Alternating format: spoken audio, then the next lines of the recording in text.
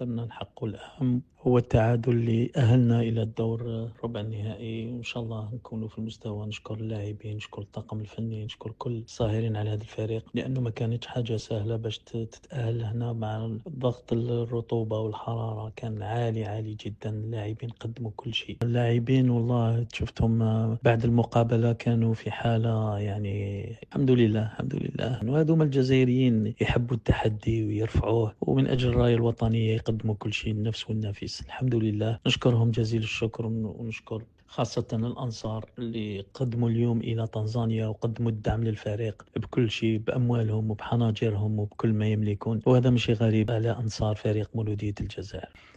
تأهل ربع النهائي ما نعتبروش إنجاز لفريق كبير كفريق مولودية الجزائر. الهدف تاع فريق مولودية الجزائر هو الذهاب إلى أبعد نقطة، ليس النصف النهائي يعتبر هدف، لكن احنا فريق مولودية الجزائر ما كانش فرق بيننا وبين الفرق الأخرى، يعني راح نكونوا في نفس المستوى ونقدموا كل شيء، ولما لا ذهاب بعيدا إلى أبعد نقطة إن شاء الله. وإن شاء الله يتضافروا الجهود ونتعاونوا كامل من أجل أهداف الفريق المسطرة هذا الموسم. بالنسبة للتدعيمات راح نلتقي مع المدرب اليوم ولا غدا، ونضع قائمة على المستقدمين والمسرحين ونشوف معاه، وإن شاء الله بالطبع راح يكون هناك أمور جديدة إن شاء الله تحدثوا عليها أوندي دولور راهو في الفريق في هذه اللحظة. إن شاء الله إذا كاين أمور أخرى راح نشوفوهم وندرسوهم، واللي فيها الخير ربي يجيبه إن شاء الله.